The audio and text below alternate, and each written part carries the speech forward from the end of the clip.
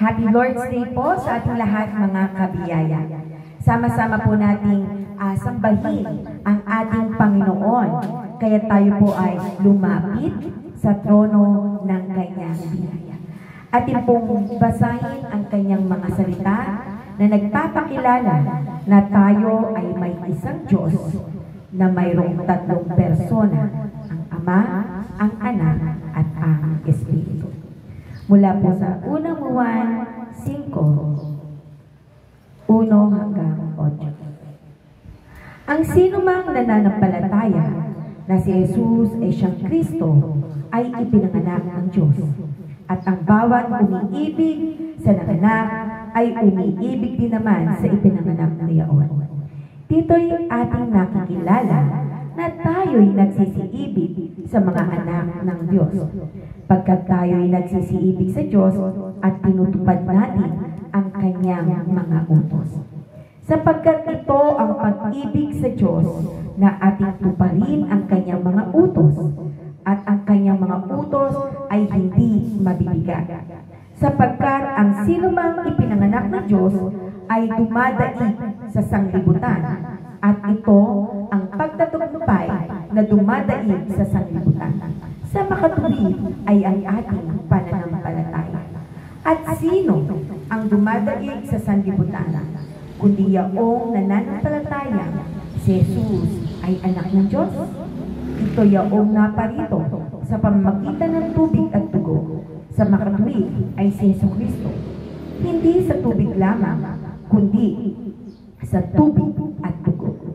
At ang Espiritu ang nagpapatotoo, sapagkat ang Espiritu ay katotohanan.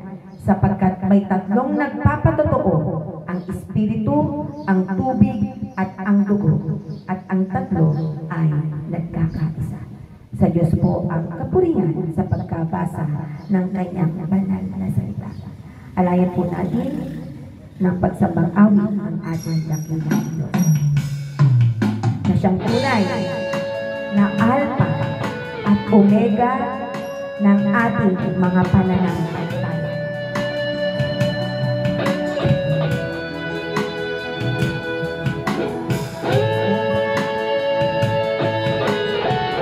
Damin po natin ang presensya ng Panginoon ng kabiyaya sa umagang ito.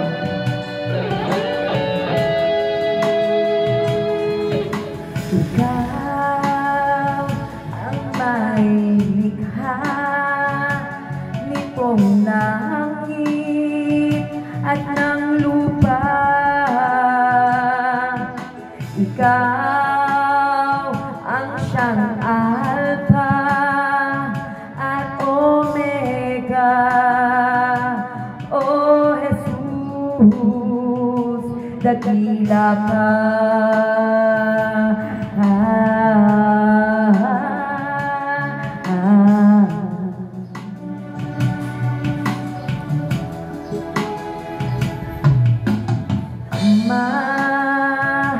Salamat po sa iyong dakilang himala. Ama, salamat din sa iyong anak na si Jesus. Ikaw ang may likha nitong langit at ng lupa. Ikaw ang siyang Alpha at Omega. O Jesus, dakila ka.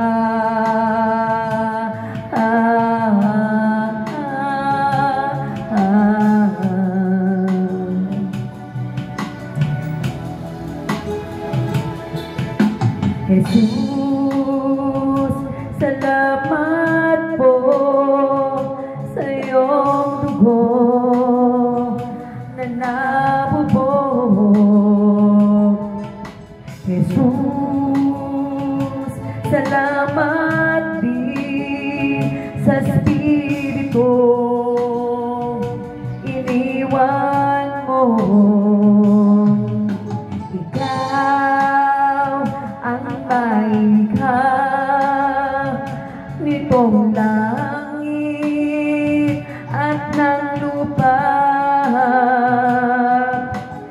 Ikaw ang siyang Alpha at Omega. O Jesus, dakila ka.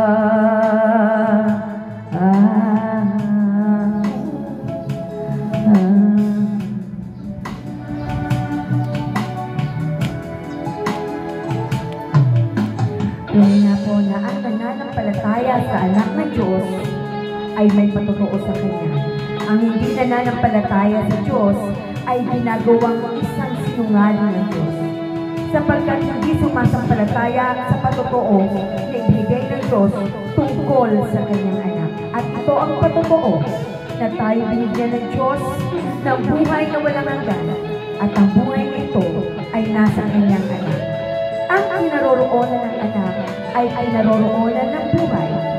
Ang kinaroroonan ng anak ng Diyos ay hindi kinaroroonan ng buhay. Ang mga bagay nito ay isinulat ko sa inyo upang inyong maalaman na kayo'y mayroong buhay na walang hanggan sa makatuwid ay sa inyong nananampalataya sa pangalan ng anak ng Diyos.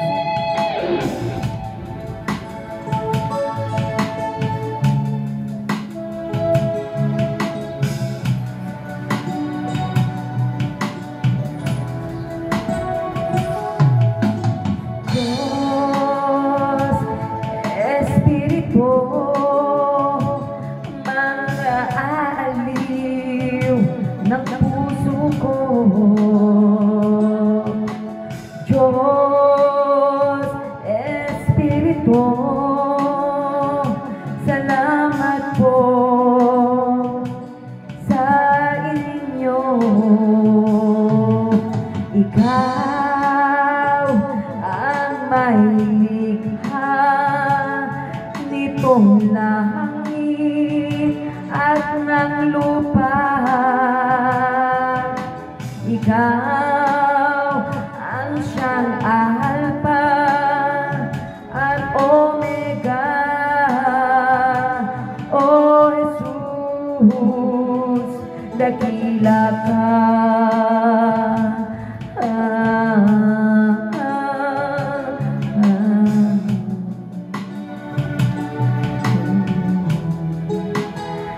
Yes, Lord God. Purihin ka, Panginoon, sa aming mga buhay. Purihin ka po na ikaw lamang ang karapat-dapat na mapapurihan at mapasalamatan ng bawat isa sa aming Panginoon.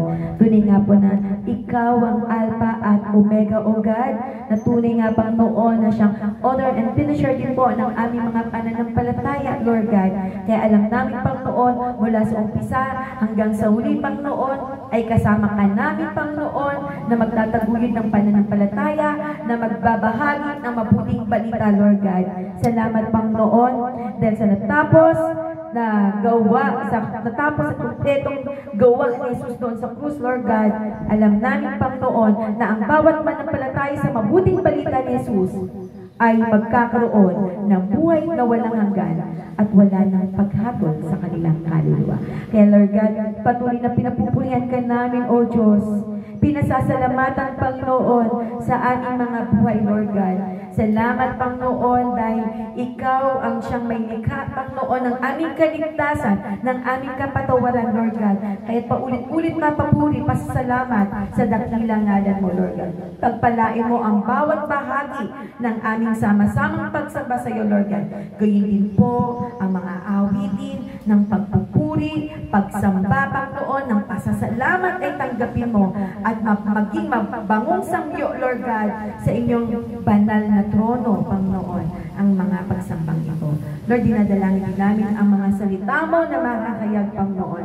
Nanawa, Lord God, ang sino mang makarinig, Panginoon, ay manampalataya, Lord God, at makasumpong ng buhay na walang hanggan na mula sa iyo, Lord God. Alam namin, Panginoon, na kung di sa pagkilos mo ng iyong banal na Espiritu na nasa amin, Lord God, hindi namin maisasagawa ang mga bagay na ito, Lord God. Alam namin mula sa umpisa hanggang sa uli, Lord God, ay nasa patnubay mo, Panginoon. Kaya sa iyo po ang papuri, pagluwalhati.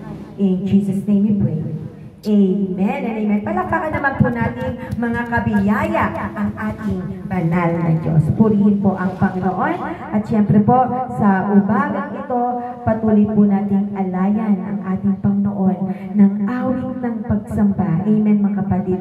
Dahil tunay na wala tayong ibang sasambahin sa espiritu at katotohanan sa ating mga buhay, kundi ang siyang tunay na Diyos, ang kataas-taasang Diyos, ang mabuting Diyos sa ating mga buhay.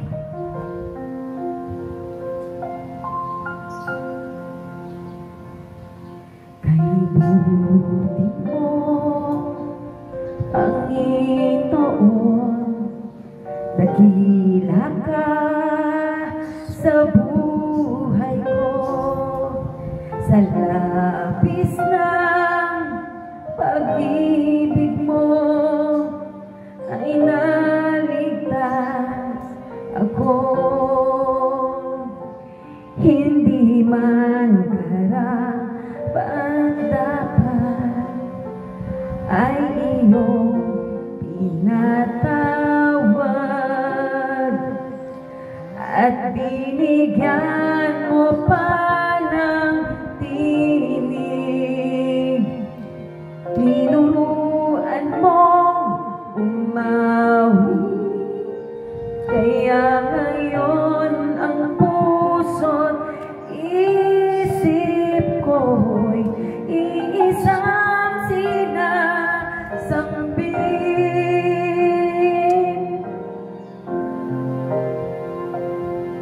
Ay buti mo, Panginoon, dakila ka sa buhay ko, sa labis na pag-ibig mo ay naligtas ako. Hindi man karapat-dapat ay iyong tinatawad at binigyan mo pa ng tinig. Tinuruan mong umawi, kaya ngayon ang puso't isip ko'y isang sinasambit. Yes, Lord God. Ang pagpupuri pa sa salamat ay sa'yo lamang nararapat. Ang tunay na awit ng pagsambay sa'yo lamang iaalay. Ang pagpupuri pa sa salamat ay sa'yo lamang nararapat. Ang tunay na awit ng pagsambay sa'yo lamang iaalay. Jesus. Patuloy po natin awitin ang kabigay ng Diyos. Panginoon, dakila ka sa buhay ko, sa labis na pag-ibig mo ay naligtas ako. Hindi man karapat-dapat ay iyong pinatawad at binigyan mo pa ng tinig.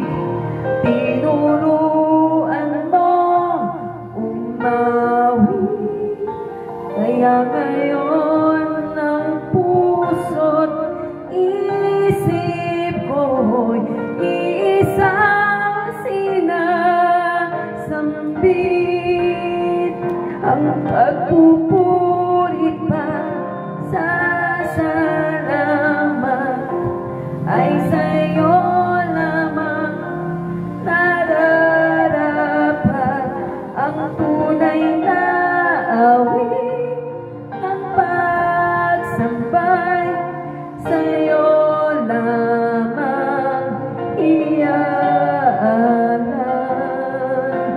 Jesus.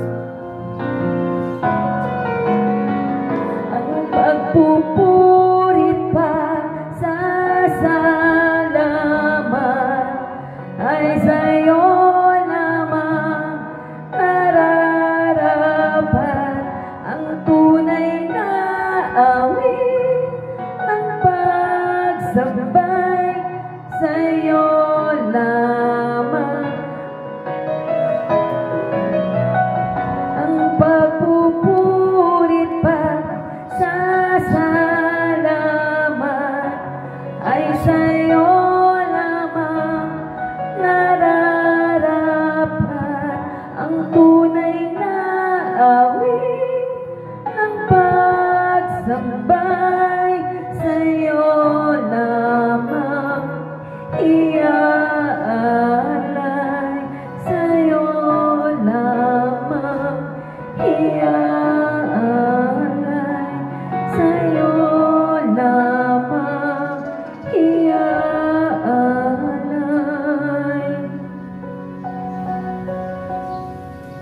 Jesus.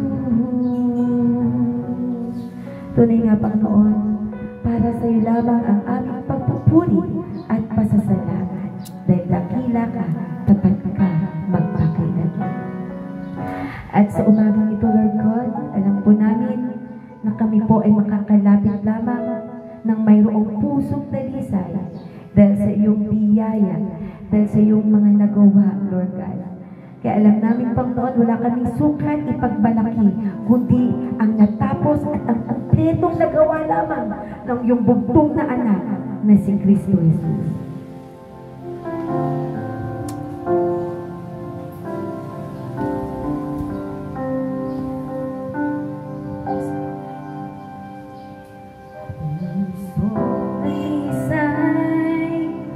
Ang aking nais, nalikain mo, Diyos, para sa akin.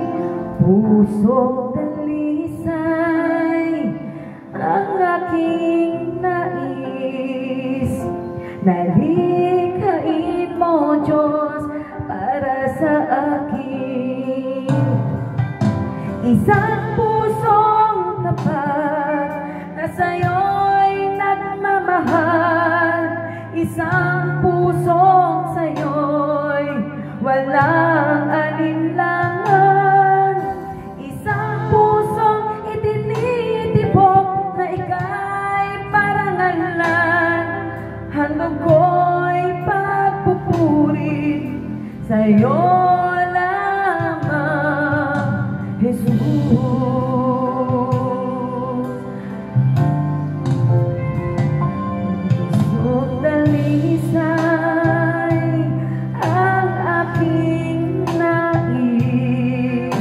Nalikain mo, Diyos, para sa akin. Pusong dalisay, ang aking nais.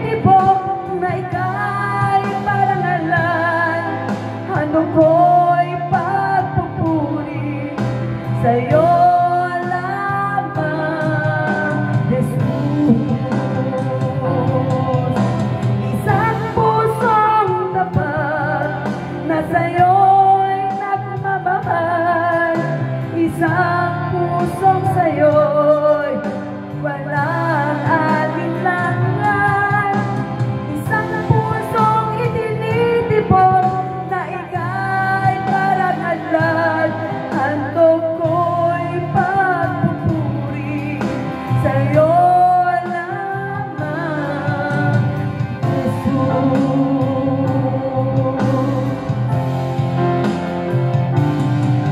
Ako'y papupuri sa'yo lamang,